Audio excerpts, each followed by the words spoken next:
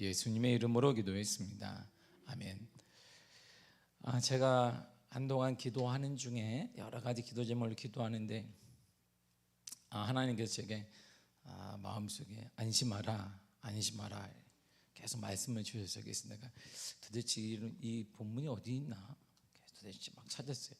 분명 이런 흔한 뜻인데, 그러다가 제가 한 주를 참고 건너고 그리고 이번 주일에 말씀을 전한 거예요. 그래서 제가 들리나요? 라는 제목으로 말씀을 전한 것은, 제가 기도하는 중에 제가 깊이 있는 기도 제목이 있어서 여러 가지로 기도하는데 하나님이 안심해라 그렇게 말씀을 하세요. 그리고 계속 머리에 또 이렇게 계속 있는데, 목에 책을 읽는데도 안심해라 그러시는 거예요. 그래서 그게 어디 있나, 너무 흔한 말이니까 찾다가 그리고 전후좌우로 제가 본문에 앞뒤 좌우의 문맥을 다 보니까 이런 뜻이구나 하나님이. 그래서 제가 지난 주일날 이 말씀을 전한 거예요.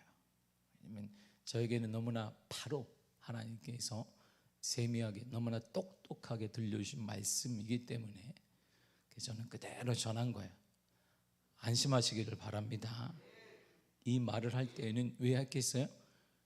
풍랑이 치듯이 우리 가운데 주변에 뭔가 칠 거라는 이런 말이죠. 아마 치고 있는지도 모르겠습니다.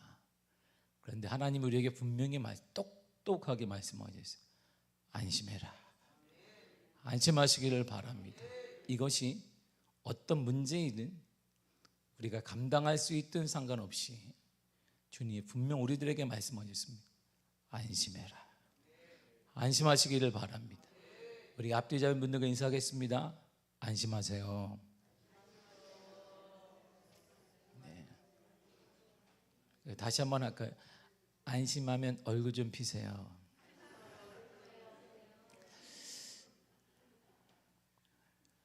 많은 목사님들을 만나면서 제가 교회 재활성화가 공부를 했기 때문에 교회 성장에 대해서 물어봐요. 그러면 제가 가만히 있습니다.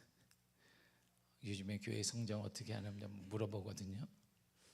흥교회 목사님이 저한테 물어봐요. 그래서 내가 얘기를 해보라는 거예요. 아니 뭘 얘기할까요? 아니 교회 성장의 흐름과 시대적 흐름과 그 강의는 책을 보세요. 무슨 책 몇 페이지를 보시면 거기 나와요. 제가 그런 책들은 다 읽으니까 누구의 책 거기를 보세요. 그러면 나옵니다. 목사님이 원하시는 거. 실질적인 거 얘기. 실질적인 건 성경을 보세요. 이론을 원하면 누구의 책 그 중간 때 몇 페이지를 보시면 거기 딱 나옵니다. 목사님이 원하는 교회 성장에 대한 원리가 거기 나와요.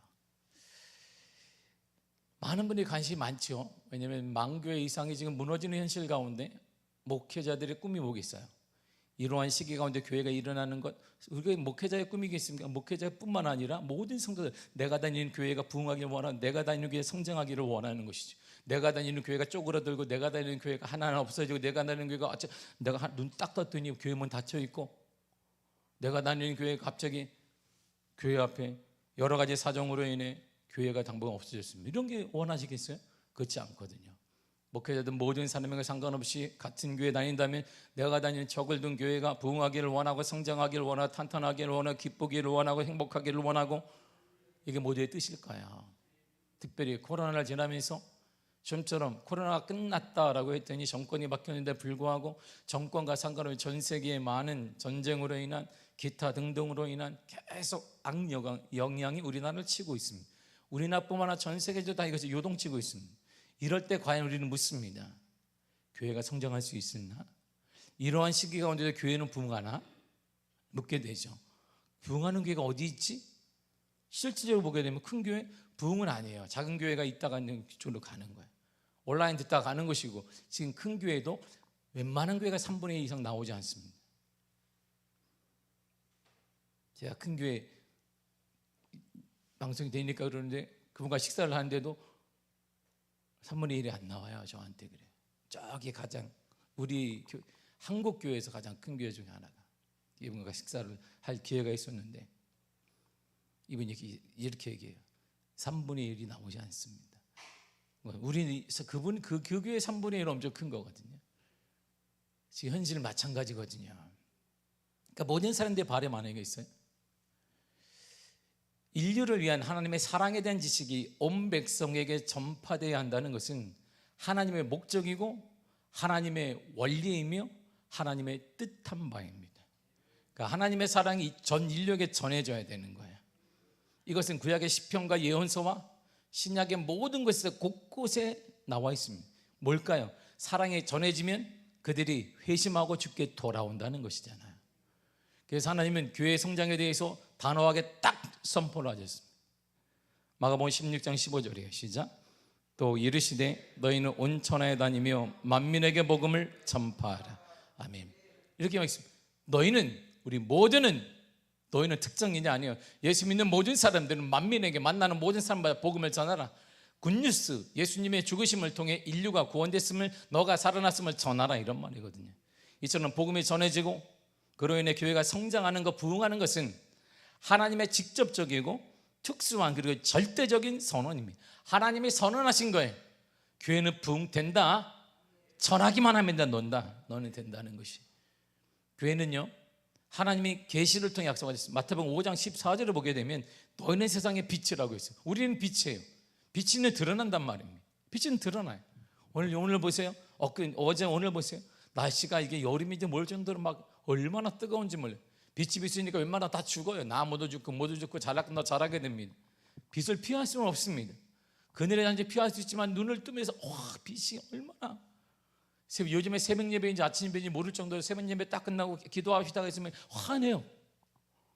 안 나오신 분은 모르겠지만 나오신 분들은 이해가 돼요. 자, 새벽 예배 끝나고 통성으로 기도하겠습니다 하면 화내졌어요. 이게 빛이 대단한 거 아닙니까? 우리가 빛이에요. 우리가 가면 드러난다는 것이죠. 우리가 복음을 믿는 사람들이니까 우리가 가면 드러나기 때문에 우리가 있는 곳에서는 당연히 빛이 반사된단 말입니다. 이렇게. 그럼 빛이 반사되고 영향을 받는 사람이 늘어나는 거예요. 빛이 영향을 늘어난다는 것이 바로 그리스도인이 된다는 거 늘어나는 것이고, 그리스도인이 늘어나니까 부흥되는 것을 성장하게 되고 있다는 것입니다. 이처럼 교회가 부흥하고 성장하는 것은 당연한 원리예요. 하나님께서 안디옥 교회 같이 초대교회를 축복하셔서 성장한 것은 성령의 힘으로 성장을 돕는다는 것을 예표한 것입니다. 적은 교회라 할지라도 예루살렘 교회가 아니라 안디옥 교회가 부흥한 것은 성령이 역사하면 아무리 작은 교회라 할지라도 이방 교회라 할지라도 부흥된다는 것입니다. 거기에 사도들이 없습니다. 베드로도 없습니다. 마태도 없습니다. 그러나 하나님이 역사하는 것, 성령이 역사하는 것에는 어떠한 상황과 여건에 상관없이 교회는 부흥된다는 거예요. 지금도 성령의 도움으로 교회는 성장해야 되고 부흥해야 합니다. 뭐가 성령의 도움으로 말해요. 성령의 도움으로. 왜 5주 제자가 성령의 오심을 얘기할까요? 6월 첫째가 바로 성령 강림 주일이기 때문에. 뿐만 아니라 우리에게 가장 필요한 것은 성령의 역사. 감으로 메마 우리 심령들이 살아나는 것은 성령밖에 없어요. 다 메말라 버렸습니다. 코로나로 인해 우리가 10번 나올 거 5번 나오고 5번 나오고 3번 나오고 3번 나올 거 1번 나왔어요. 그러면서 우리 심령이 편해졌다 하는데 마음은 편해지고 육은 편해지지 모르지만 영은 다 죽었단 말입니다. 우리 교회일 뿐이니까 모든 교회가 마찬가지입니다.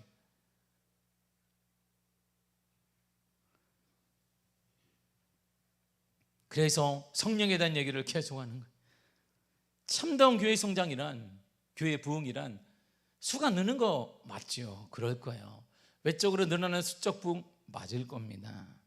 그러나 교회 안에 들어온 사람들이 모두 다 하나님의 자녀가 되도록 질적인 성장을 도외시해서는 안 됩니다. 이처럼 교회 성장은 성경 정체의 강조점입니다. 하나님이 계속 강조한 것이 뭐냐면 교회 부흥과 성장이에요. 모든 행위하시던 하나님의 선한 방법으로 동원해 하나님을 모르는 사람들에게 하나님의 사랑을 전하는 것입니다. 하나님의 사랑을 전하게 되면 그가 감동받고 그 하나님의 사랑을 깨닫고 돌아오게 되는 것입니다. 그래서 그가 회심했다라는 것, 마음을 돌이키게 된 것입니다. 이거 이제 수적인, 질적인, 더 나아가 조직적인 모든 면에 있어 교회 성장과 부흥을 얘기하는 것입니다. 교회 성장은 잃어버린 사람들을 하나님께 찾고 계신다는 확고한 확신 없이는 불가능합니다. 우리 교회는요, 주일날 끝나게 되면 이제 부교육자들이 보내요. 안 나온 사람들 편지를 보냅니다. 편지를 보내면 저한테 보고서 놀랍게도요, 코로나가 한참 지났음에도 불구하고 감사원금은 돼요. 안 나와. 아주 찡하게 안 나옵니다. 여러분들이 얼굴도 모르나? 아마 그럴지 모르겠어요. 근데 계속 보고 그리고 감사원금을 보내요. 관심이 있다는 거죠. 더 놀라운 것은 우리는 거기에 대해서 아무도 연락을 하지 않습니다. 발판이 없어. 우리는 그가 나오도록 우리가 뭔가 이렇게 누군가 발판이 되어줘야 되는데 우리는 연락을 하지 않잖아요. 그럼에도 우리 교회는 부흥하고 있습니다. 할렐루야. 기적이다. 할렐루야. 이야, 우리 교회는 기적을 겪고 있습니다. 그래서 우리 교회 볼 때마다 담임이 나도 깜짝 놀래요. 할렐루야.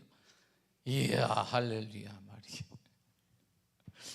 와, 이런 데도 사람들이 오는 거 보면 할렐루야죠. 하나님의 은혜임을 분명합니다. 어떤 사람이 예수 그리스도를 하나님과 구주로 믿고 그의 제자가 되어지고 그리스도의 몸인 교회의 책임적인 교인이 되는 것과 그렇지 않은 것에는 질적뿐만 아니라 영혼의 차이가 있습니다. 천국과 지옥이 다 갈라지기 때문이에요.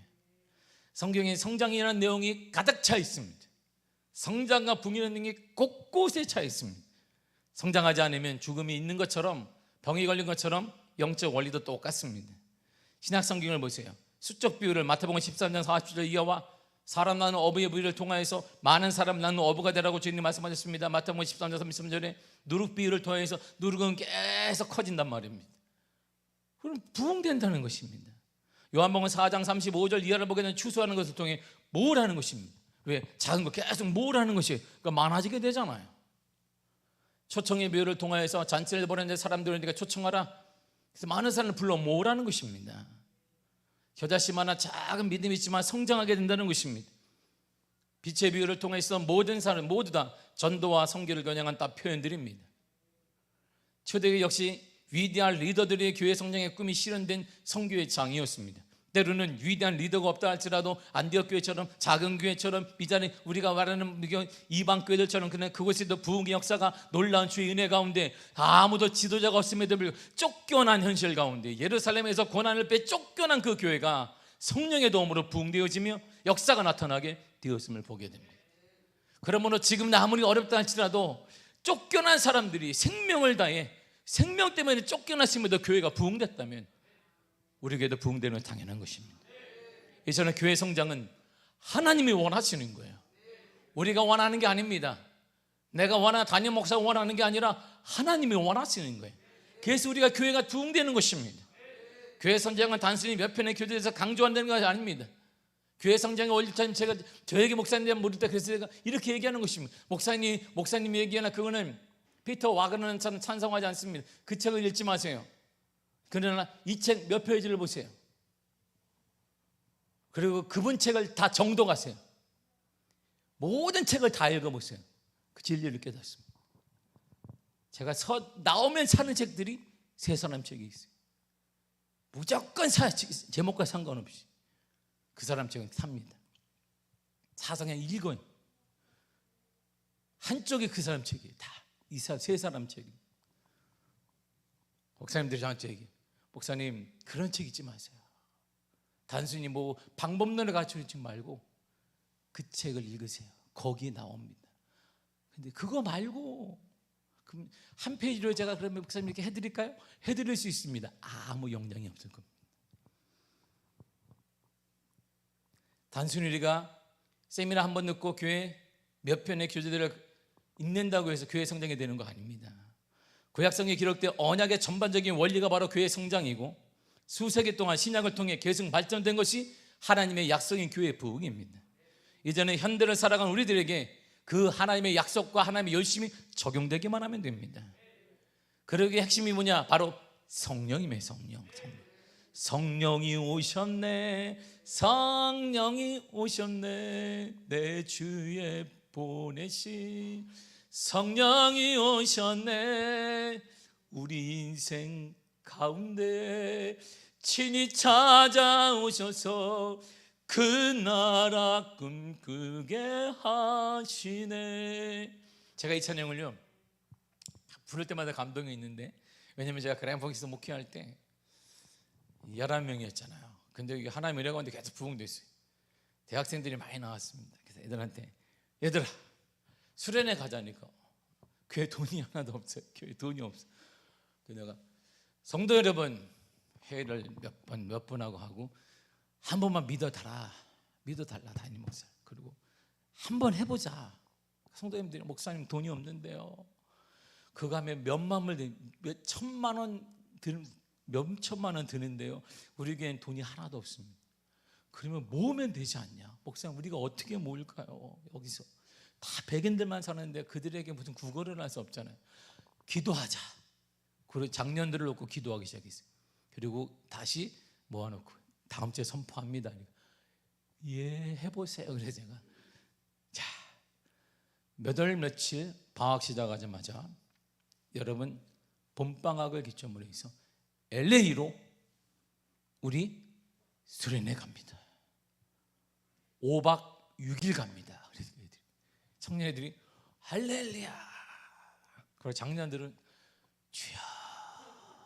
왜 알아요? 이게 제가 사는 동네에서 LA까지 직항이 없어요. 우리는 시골 동네이니까. 큰 도시로 나와서 또 갈아타고, 그리고 제가 렌트를 또 해야 되잖아요, 애들을. 근데 그때 가는데 30명이 가. 30명이. 주여 이번하고 똑같아. 효도강에 10명만 보내주시옵소서. 너무 많이 간 거예요. 너무 많이 갔으니 감당이 안 돼. 그래서 내가, 얘들아 돈이 없어. 솔직히 청년들을 모아놓고 교회에 돈이 없다?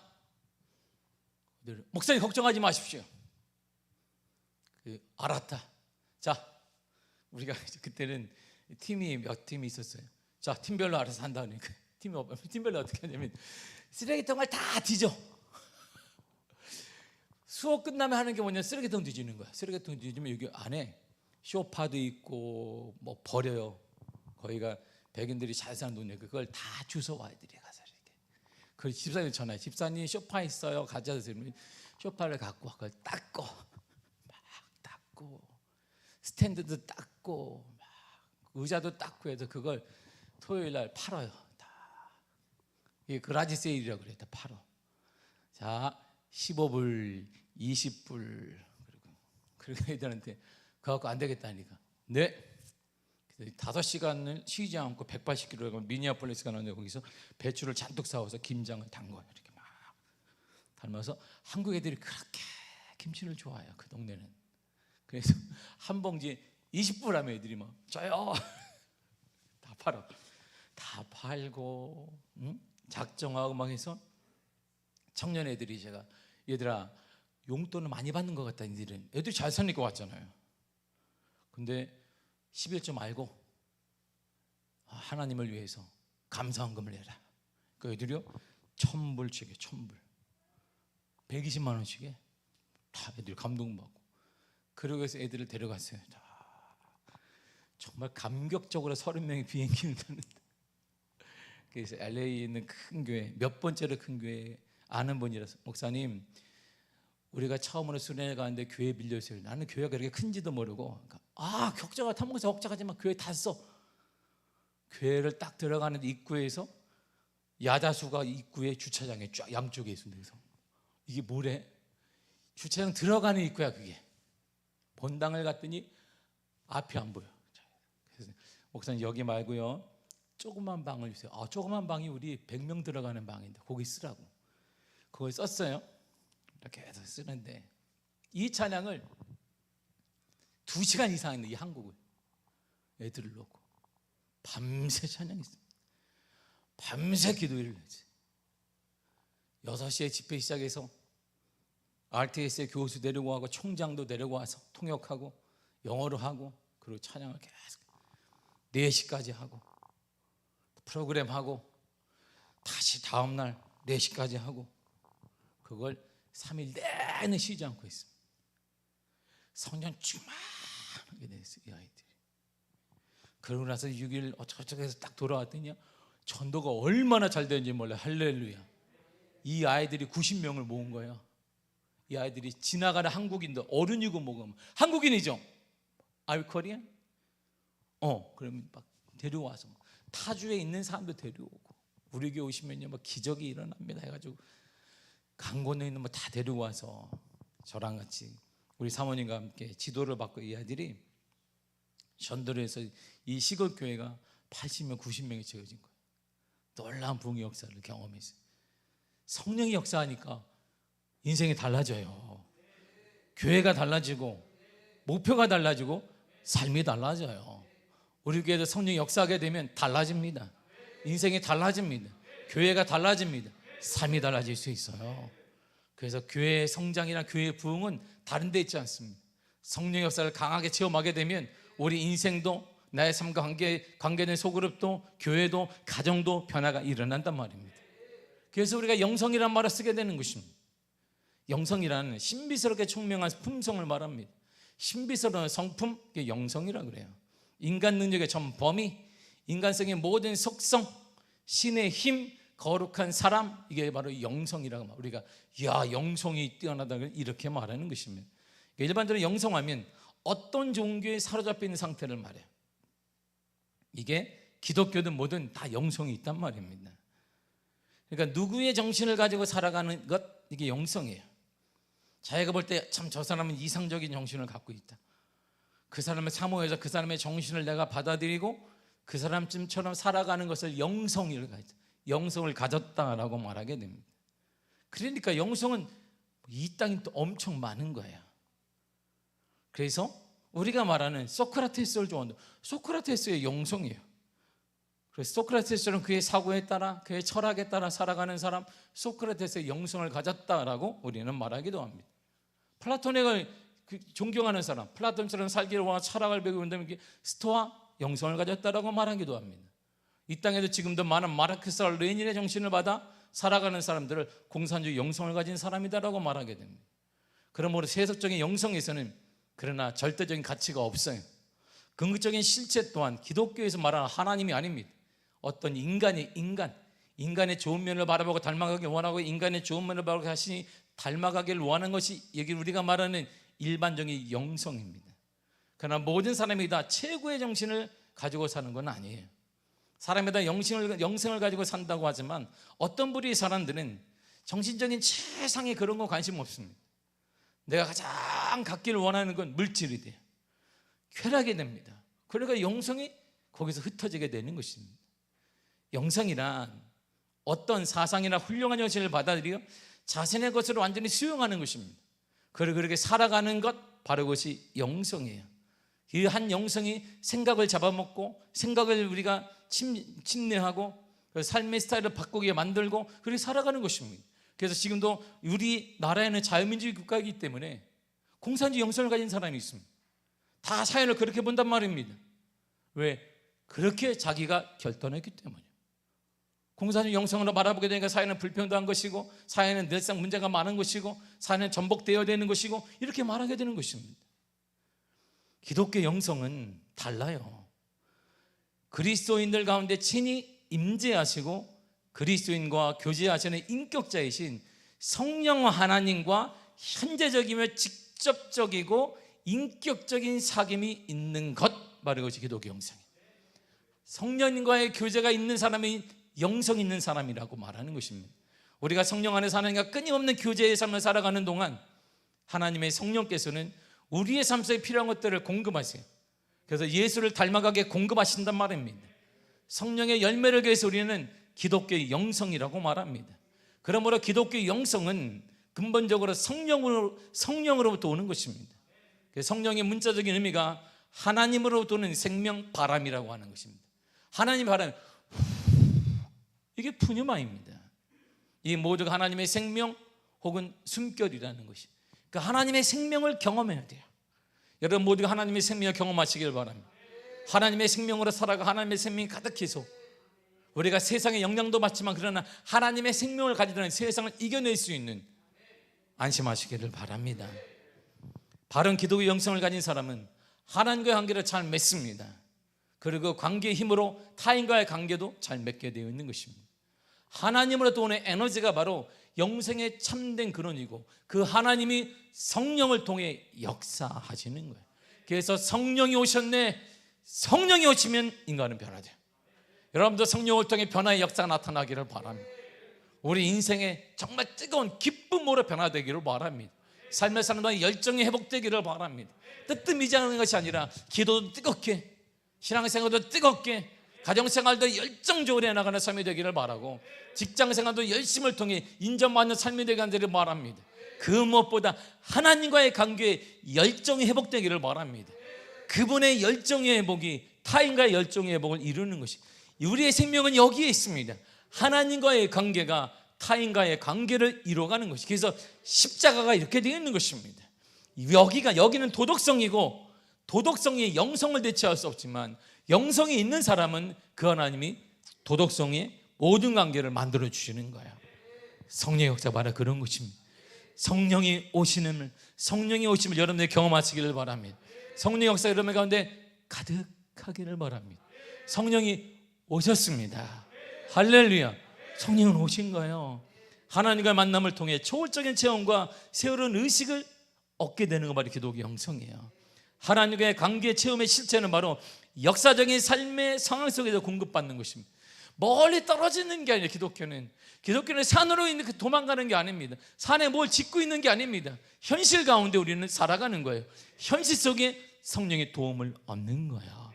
여러분들의 가정생활 가운데, 여러분들의 직장생활 가운데 성령이 오시는 것이지, 우리가 사람들과 뚝 떨어져서 저기 산에다가 뭐 하나 짓고 거기 사는 게 아니란 말입니다. 성령은 내 삶 속에 이길 수 있는 힘을 공급하시고, 그 사람을 너그럽게 이해할 수 있는 힘도 공급하시고, 그 문제마다 이길 수 있는 힘을 공급하여 주시는 것입니다. 그래서 하나님 우리에게 응답하신 거예요. 안심하라. 안심하시기를 바랍니다. 우리 주님이 여러분들을 도와주실 것이에요. 그 어떤 문제보다 크신 그 하나님이 그 문제를 이길 수 있는 그 힘을 공급하여 주실 것입니다. 안심하시기를 바랍니다. 질병이 와도 안심하시기를 바랍니다. 물질의 문제도 안심하시기를 바랍니다. 어떤 문제도 안심하시기를 바랍니다. 주님의 해결해 주실 거야. 이게 영성입니다. 기독교 영성은 그리스도인의 삶이 나타나는 거예요. 삶이 나타나요. 성령의 능력으로 사는 거예요. 그리고 예수님과 인격적인 교제의 삶을 사는 거예요. 그래서 제가 책을 읽다가 어느 때는 하나님의 감동이 임할 때가 있어요. 책을 전혀 이상하지 않은, 전혀 관계가 없는 하나님이라, 이게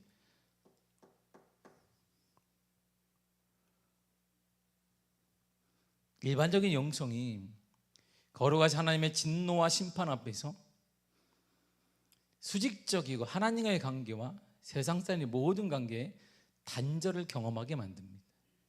그래서 무능하게 하고 부패한 인간의 모습을 드러내게 만들어요. 그러나 기독교 영성은 무능하고 부패한 인간을 위해서 십자가 사건으로 죽으신 그리스도의 사역으로 끊어졌던 하나님과의 관계가 회복되는 거예요. 그 하나님과의 관계가 회복됨을 통해 그 힘으로 타인과의 관계도 회복되는 것을 말합니다. 뭘 통해? 성령의 도우심으로 말해요.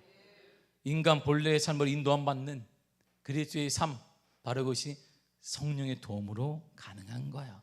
그래서 성령이 오셔야 돼요. 성령이 오셔야 됩니다. 메마른 우리 인생에 성령이 오시면 우리 인생이 달라져요. 이렇게 부드러워집니다. 올해 우리 말씀의 표처럼 부드러워져요. 우리의 성경 글처럼 부드러워집니다. 돌 같은 마음이 부드럽게 만들어져요. 돌 같은 마음이 하나님과의 교제가 이루어지지 않아요. 돌 같은 마음에는 생명이 자랄 수가 없어요. 돌 같은 마음에는 사람들과의 관계가 회복될 수가 없어요. 차기 때문에. 그걸 하나님이 부드러운 마음으로 만들어 주시는 거예요. 뭘 통해? 성령을 보내주시는 것이죠. 성령의 역사가 그래서 정말 중요한 거예요. 이처럼 기독교 영성은 하나님과 관계를 떠나서 생각할 수 없습니다. 기독교 영성은 죄인이 새로운 생명을 부여받는 것이기에 중생이 전제되지 않으면 절대 일어나지 않습니다. 그러므로 기독교 영성의 전제로 출발점이 뭐냐? 중생 구원에 대한 확신입니다. 구원에 대한 확신이에요. 구원 받으셨습니까? 이렇게 구원 받으셨습니까? 이게 기도 영성의 기본 출발점입니다. 그래서 예수님이 이렇게 묻잖아요. 니고데모에게. 요한복음 3장 3절이에요. 시작. 예수께서 대답하여 이르시되 진실로 진실로 내게 이르노니 사람이 거듭나지 아니하면 하나님의 나라를 볼 수 없느니라. 아멘. 하나님의 나라를 볼 수 있는 게 있어요. 여기에서 볼 수 있어요. 하나님의 나라는 저기 가서 보는 게 아니고 여기에서 가능한 거. 여러분들 삶의 터전에 가능한 것이 누가 중생하면 구원받으면 하나님의 나라가 보여요. 우리 가정에서 하나님의 나라를 발견할 수 있어요. 이야, 이것이구나. 하나님의 나라가 여러분의 가정에 펼쳐지기를 바랍니다. 하나님의 나라가 우리 교회에 펼쳐지기를 바라요. 그렇게 처음 와서 우리 교회를 볼 때 와, 하나님의 나라인 것보다 우리 권사님 얼굴 딱 보니까 하나님의 나라에 찬양하는 모습이 기를 바랍니다. 할렐루야. 우리의 모습을 찬양하는 모습을 통해 이야, 하나님의 나라가 저것이구나. 막 이렇게 기뻐가지고 막 이렇게 그런 모습이 될 줄 믿습니다. 중생, 이 구원은 모든 믿는 사람에게 일어나야 하는 근본적인 성령의 역사입니다. 성령의 역사면 중생이 일어나고 중생의 역사 하나님의 나라가 보여요. 이렇게 죽어서가 아니라 여기서 보이는 내 마음에 하나님의 나라가 우리 가정에 대해 있으면 우리 교회에 대해 있으면 우리 모일 때마다 있으니까 얼마나 기쁘게 있어요. 여기도 하나님의 나라 저기도 하나님의 나라 만날 때마다 하나님의 대화할 때마다 하나님의 나라가 펼쳐지니까요 너무 기쁜 거예요. 우리의 삶이 얼마나 기쁘겠어요. 할렐루야. 그래 기쁘리라 믿습니다. 이렇게 다 기쁠 거야. 이렇게 마이크 이게 마스크 때문에 안 보이지만 마스크 좀 이따 벗을 때 그때 되면 알아요. 연습을 많이 하시기를 바랍니다. 지금부터. 중생이란 재발생 또는 생명의 출현, 새 출발 두 가지 의미가 있습니다. 새 출발을 하는 거예요. 다시 한번 일어나는 거예요. 회복이 일어나고 삶이 일어나고 다시 한번 회복되는 것이고 새롭게 출발하는 게 중생입니다. 이와 같이 중생은 영성 또한 교회 부흥의 출발점입니다. 중생, 거듭남이 없는 영성은 진정한 기독 영성이 아니에요. 중생을 경험하지 못한 사람들이 타인과 관계를 잘하는 것이 있어요. 저 사람은 구원받지도 않았는데 타인과 관계를 잘해. 그걸 도덕성이라고 말해요. 교회는요 도덕성이 있는 사람이 많습니다. 그 도덕성 가지고 하나님의 일은 되지 않아요. 놀라운 건 도덕성 가지고 하나님의 일이 안 된다는 거. 교회에서 해보는 건 딱 나오는데요 큰일 앞에 다 무너져요. 하나님의 일 앞에는 정말 최선을 생명을 바쳐야 되는데 그때 한마디 다 물러나죠. 정말 착한 사람이거든요. 도덕적인 사람이거든요. 근데 이렇게 많이 모였어요. 근데 하나님의 일이 안 돼요. 영성과 도덕성은 비슷한 것 같은데 완전히 다릅니다. 하나님의 일을 세우기도 하는 게 영성이고 하나님의 일을 세우는 듯 하지만 무너뜨리는 게 도덕성이에요. 거기에는 분열이 있기 때문입니다. 진정한 영성의 출발점, 다시 말해 중생의 출발점은 이렇게 말해요. 우리가 올해 구호를 외쳤던 본문이에요. 올해 표의 본문입니다. 에스겔 36장 26절과 7절입니다. 시작. 또 새 영을 너희 속에 두고 새 마음을 너희에게 주되 너희 육신에서 굳은 마음을 제거하고 부드러운 마음을 줄 것이며 또 내 영을 너희 속에 두어 너희로 내 율례를 행하게 하리니 너희가 내 규례를 지켜 행할지라. 아멘. 보세요. 새 영을 누구에게? 우리 속에 둔다는 거예요. 성령을 누구에게? 여러분 속에 둔다는 것입니다. 그분이 오시면 굳은 마음, 이게 제가 표현했지만 돌 같은 마음이에요. 돌 같은 마음을 제거하고 부드럽게 한다는 거예요. 돌 같은 마음에는 자라나지 않아요. 생명이 다 죽어요. 하나님이 살도록 우리 마음을 성령을 통해 변화시켜 주시는 거예요. 올해가 바로 그 해입니다. 그럼 여러분들은 살아날 거예요. 우리 교회는 부흥될 것입니다. 여러분들의 미래는 회복될 것입니다. 그러니까 안심하시기를 바랍니다. 안심하세요. 하나님이 약속하셨습니다. 우리 교회 하나님 올해 약속하셨습니다. 새 영을 너희 속에 주리라. 여러분 속에 하나님이 부어주셨습니다. 생명이 자라는 돌 같은 마음 하나님이 제거하고 부드러운 마음을, 무엇을 심어도 자라게 하는 마음을 주셨어요. 하나님이 약속하신 거예요. 하나님 우리에게. 할렐루야. 이 축복 우리가 받았고, 그리고 제가 기도하는 중에 하나님이 계속 저한테 정확히 두 번 말씀하셨어요. 안심해라. 책을 읽다가 제가 안심해라. 그래서 제가 성경을 찾은 거예요. 이게 어디 있대? 안심하라. 그리고 그 내용을 이번 주에 전한 거예요. 너무나 선명하기 때문에. 그래서 제가 여러분들에게 얘기한 거예요. 안심하세요. 폭풍이 쳐도 안심하세요. 때때로 내가 원치 않는 문제가 생겨도 안심하세요. 주님이 돌봐주실 거예요. 지금이 그때예요. 어려움이 있더라도 안심하세요. 우리 교회는 부흥될 거예요. 우리 가정, 여러분들의 가정도 살아날 거예요. 자녀들도 반드시 돌아오게 될 거예요. 하나님이 약속하셨습니다.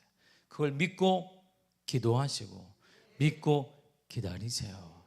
승질내지 말고. 그때는 승질내면 지는 거예요. 여러분들이 지는 거예요. 하나님의 약속 앞에, 하나님의 약속에 딱 주셨음에도 승질내면 지는 거예요. 감사함으로 기도하고 감사함으로 기다리세요. 할렐루야. 그럼 내일부터 새벽 예배가 꽉 차겠네. 이제 답이 없네. 이랬더니 다 끝나게 했으면 다 답이 아멘해야 딱 설교가 끝나는데, 내일부터 가득 차겠습니다. 할렐루야. 기대하는데 내 자리가 다 차겠네. 우리 교회 역사상 할렐루야. 주야, 얼마나 내일부터 같이 기도하면 힘이 날까요? 내일 새벽에 뵙겠습니다. 할렐루야. 기도하겠습니다. 하나님 감사드립니다.